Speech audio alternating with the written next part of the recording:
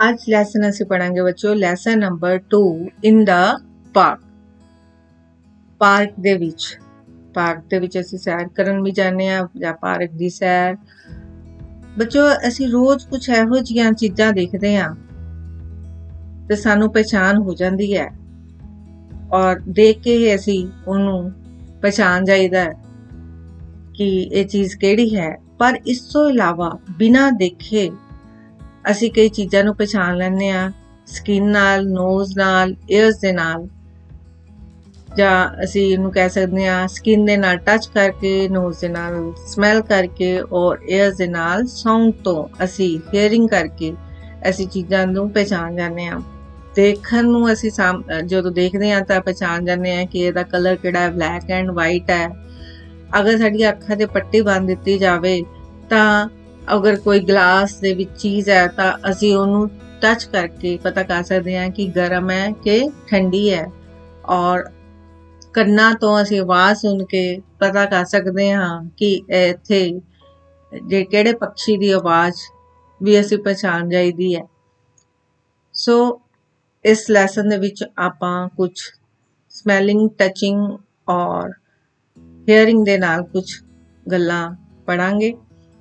ਬੱਚਿਓ ਇੱਥੇ ਦੱਸਿਆ ਕਿ ਕਿਰਨ ਬਹੁਤ ਖੁਸ਼ ਸੀ ਬਿਕੋਜ਼ ਉਹ ਕਲਾਸ ਦੇ ਵਿੱਚੋਂ ਕੀ ਆਈ ਸੀ, ਫਸਟ ਆਈ ਸੀ।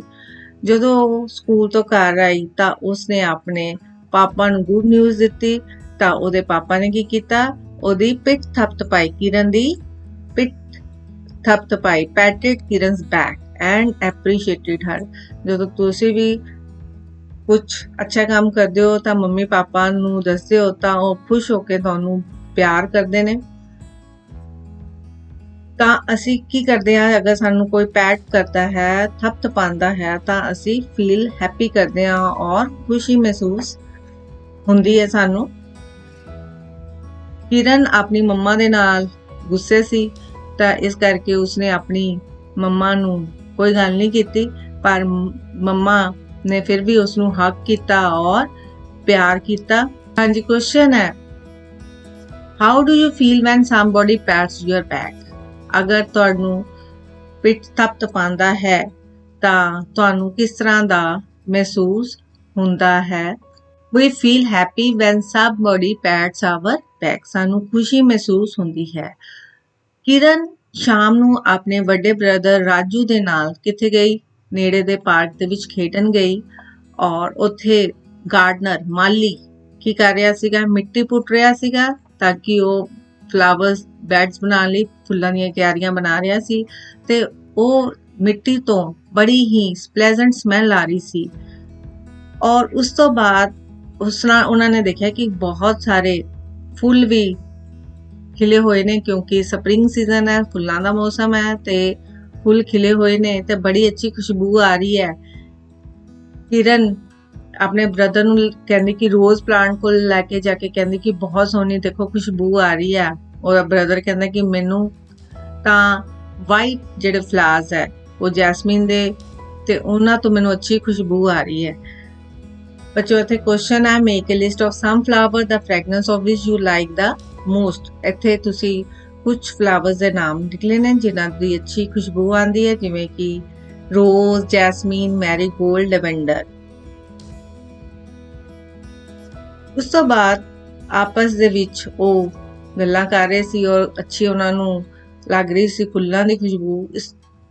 ਰਾਜੂ ਦਾ ਇੱਕ ਫਰੈਂਡ ਆਇਆ ਤਾਂ ਉਹਨੇ ਰਾਜੂ ਦੀਆਂ ਅੱਖਾਂ ਬੰਦ ਕਰ ਲਿੱਤੀਆਂ ਤਾਂ ਉਹਨੇ ਕਿਹਾ ਕਿ ਮੈਨੂੰ ਪਹਿਚਾਨੋ ਕੌਣ? ਤਾਂ ਰਾਜੂ ਨੇ ਫਟਾਫਟ ਪਹਿਚਾਨ ਲਿਆ ਕਿ ਅਰਸ਼ਦੀਪ।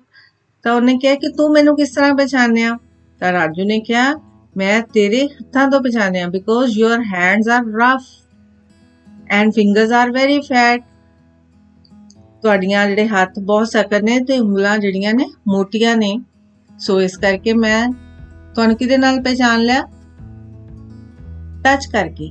ਹਾਂਜੀ ਬੱਚਿਓ, ਐਕਟੀਵਿਟੀ ਹੈ, ਕਈ ਵਾਰੀ ਤੁਸੀਂ ਕਲਾਸ 'ਚ ਬੈਠੇ ਹੁੰਦੇ ਹੋ, ਤੁਹਾਡਾ ਫਰੈਂਡ ਆ ਕੇ ਤੁਹਾਨੂੰ ਅੱਖਾਂ ਬੰਦ ਕਰ ਦਿੰਦਾ, ਤੁਹਾਨੂੰ ਉਹਦੀਆਂ ਹੱਥ ਤੋਂ ਉਹਦੇ ਕੱਪੜਿਆਂ 'ਚ ਕਈ ਵਾਰੀ ਅਲੱਗ ਜਿਹੀ ਸਮੈਲ ਜਾਂ ਉਹਦੇ ਹੱਥਾਂ ਦੇ ਸਾਈਜ਼ ਤੋਂ ਤੁਸੀਂ ਪਹਿਚਾਣ ਜਾਂਦੇ ਹੋ ਕਿ ਕੌਣ ਹੈ।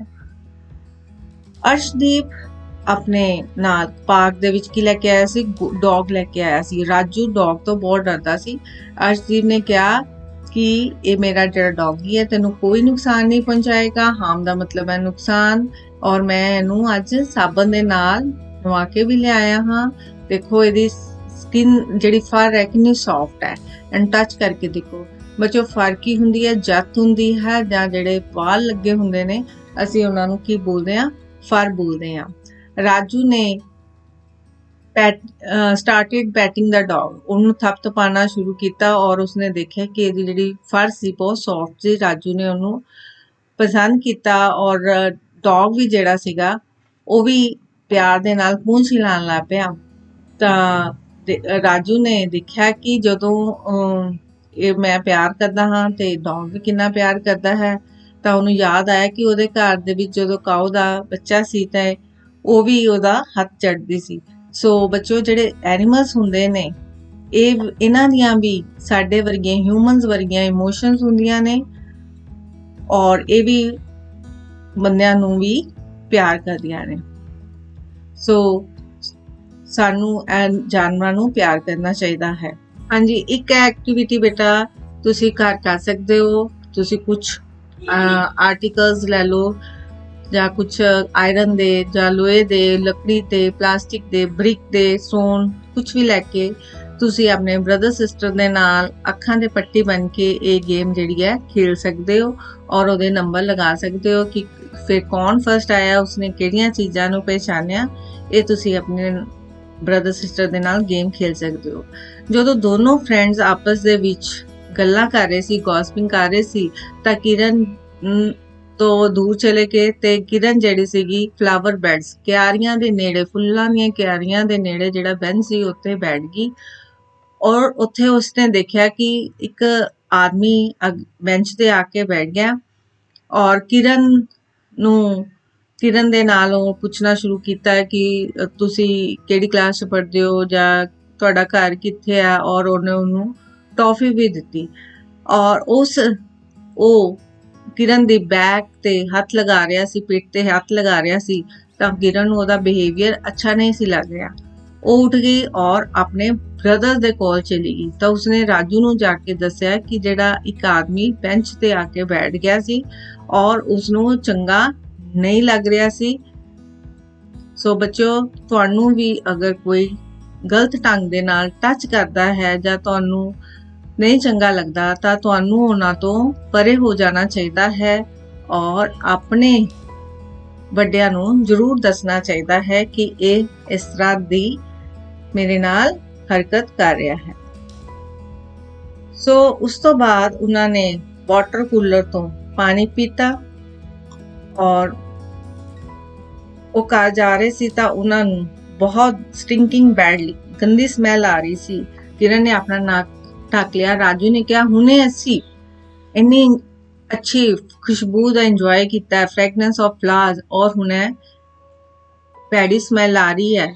ਅਰਸ਼ ਕਹਿ ਰਿਹਾ ਕਿ ਜੇਕਰ ਅਸੀਂ ਗਾਰਬੇਜ ਨੂੰ ਡੇਲੀ ਰਿਮੂਵ ਕਰ ਦਈਏ ਤਾਂ ਇਸ ਤਰ੍ਹਾਂ ਦੀ ਗੰਦੀ ਸਮੈਲ ਨਹੀਂ ਆਏਗੀ। ਇਹ ਕੂੜਾ ਬਹੁਤ ਦੇਰ ਤੱਕ ਪਿਆ ਰਹਿੰਦਾ ਹੈ ਔਰ ਗਲ ਸੜ ਕੇ ਇਹ ਕੀ ਕਰਦਾ ਹੈ, ਗੰਦੀ ਸਮੈਲ ਦਿੰਦਾ ਹੈ। ਸੋ ਬੱਚਿਓ, ਸਾਨੂੰ ਘੱਟ ਤੋਂ ਘੱਟ ਜਿਹੜਾ ਹੈ ਉਹ ਕੂੜਾ ਪ੍ਰੋਡਿਊਸ ਕਰਨਾ ਚਾਹੀਦਾ ਹੈ, ਔਰ ਸਾਨੂੰ ਜਿਹੜੇ ਆ ਪੋਲੀਥੀਨ ਦੇ ਬੈਗਸ ਵੀ ਜਿਹੜੇ ਆ ਗਾਰਬੇਜ ਦੇ ਵਿੱਚ ਨਹੀਂ ਸੁੱਟਣੇ ਚਾਹੀਦੇ। ਤੁਸੀਂ ਇਹ ਦੇਖ ਰਹੇ ਹੋ ਹੈ heap of garbage in the park ਦੇ ਵਿੱਚ ਕੂੜੇ ਦਾ ਢੇਰ ਲੱਗਾ ਸੀ, ਜਿਸ ਕਰਕੇ ਗੰਦੀ ਸਮੈਲ ਆ ਰਹੀ ਸੀ। ਕਿਰਨ ਔਰ ਰਾਜੂ ਜਦੋਂ ਘਰ ਚਲੇ ਗਏ ਤੇ ਉਹਨਾਂ ਨੂੰ ਬੜੀ ਅੱਛੀ ਖੁਸ਼ਬੂ ਆ ਰਹੀ ਸੀ, ਲਵਲੀ ਅਰੋਮਾ ਖੁਸ਼ਬੂ। ਤਾਂ ਕਿਰਨ ਨੇ ਪੁੱਛਿਆ ਕਿ ਇਹ ਤੁਸੀਂ ਕੀ ਬਣਾ ਰਹੇ ਹੋ, ਤਾਂ ਉਹਨਾਂ ਨੂੰ ਸਮੈਲ ਆ ਗਈ ਕਿ ਉਹ ਕੀ ਬਣਾ ਰਹੇ ਨੇ, ਹਲਵਾ।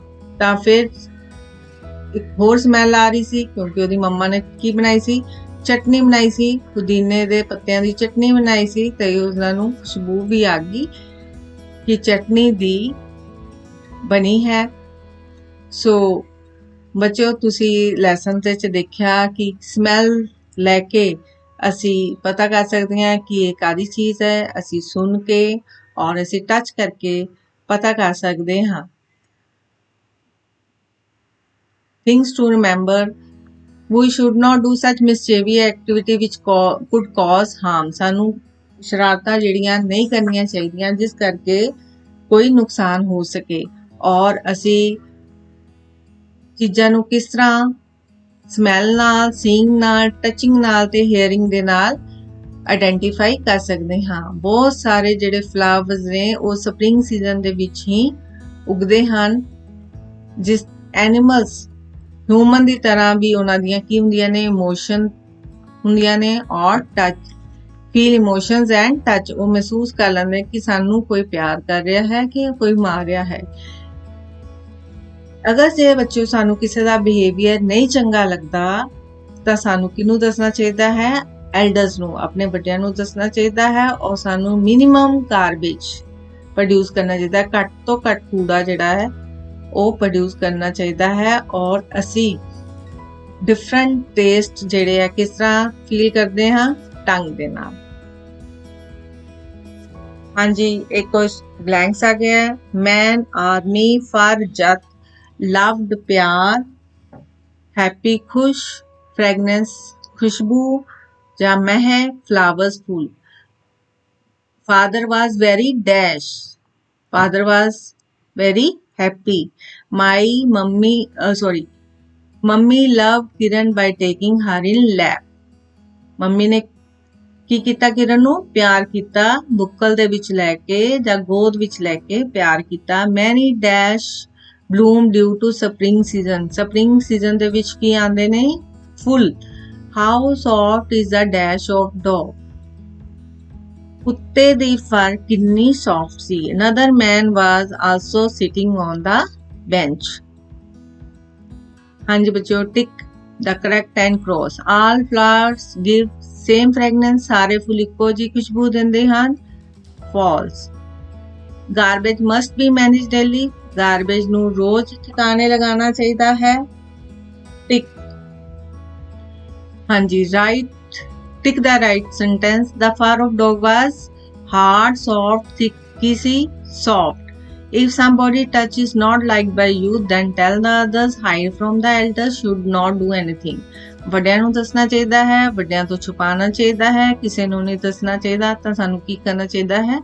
tell the elders, ਵੱਡਿਆਂ ਨੂੰ ਦੱਸਣਾ ਚਾਹੀਦਾ ਹੈ। Third, stink was coming from। ਬਦਬੂ ਆ ਰਹੀ ਸੀ। ਕਿੱਥੋਂ ਆ ਰਹੀ ਸੀ? heap of soil, heap of flowers, heap of garbage। ਮਿੱਟੀ ਦੇ ਢੇਰ ਚੋਂ, ਫੁੱਲਾਂ ਦੇ ਢੇਰ ਚੋਂ, ਕੂੜੇ ਦੇ ਢੇਰ ਚੋਂ। ਤਾਂ ਕਿੱਥੋਂ ਆ ਰਹੀ ਸੀ? heap of garbage, ਕੂੜੇ ਦੇ ਢੇਰ ਤੋਂ। ਨੈਕਸਟ ਕੁਐਸਚਨ ਹੈ, right the name of any two stinking things। ਦੋ ਬਦਬੂਦਾਰ ਵਸਤੂਆਂ ਦੇ ਨਾਂ ਦੱਸੋ। ਡਰਟੀ ਸੌਕਸ, ਗੰਦੀਆਂ ਜੁਰਾਬਾਂ। ਜਦੋਂ ਤੁਸੀਂ ਸਾਰਾ ਦਿਨ ਜੁਰਾਬਾਂ ਪਾਏ ਰੱਖਦੇ ਹੋ, ਧੋਂਦੇ ਨਹੀਂ ਤਾਂ ਉਹ ਗੰਦੀਆਂ ਹੋ ਜਾਂਦੀਆਂ ਨੇ ਤੇ ਉਹ ਚੋਂ ਗੰਦੀ ਸਮੈਲ ਆਉਂਦੀ ਹੈ। ਸੋ ਆ ਗਿਆ ਇੱਥੇ ਡਰਟੀ ਸੌਕਸ ਐਂਡ ਗਾਰਬੇਜ। ਕੂੜੇ ਤੋਂ ਗੰਦੀ ਸਮੈਲ ਆਉਂਦੀ ਹੈ। Right the name of any 3 flowers which give fragrance। Rose, Jasmine, Marigold. ਇਹ ਫੁੱਲ ਜਿਹੜੇ ਆ ਅੱਛੀ ਖੁਸ਼ਬੂ ਦਿੰਦੇ ਹਨ। ਇਹ ਕੁਝ ਆਰਗਨਸ ਨੇ, ਇਹਨਾਂ ਨੂੰ ਦੇਖ ਕੇ ਤੁਸੀਂ ਇਹਨਾਂ ਦੇ ਨਾਮ ਲਿਖਣੇ ਹੈ। ਆਈ, nose, ear, tongue and skin। Hope बच्चों ਤੁਹਾਨੂੰ ਇਹ ਲੈਸਨ ਆ ਗਿਆ ਹੋਵੇਗਾ ਸਮਝ ਔਰ ਕੁਐਸਚਨ ਆਨਸਰ ਵੀ ਸਮਝ ਆ ਗਏ ਹੋਣਗੇ। Thank you.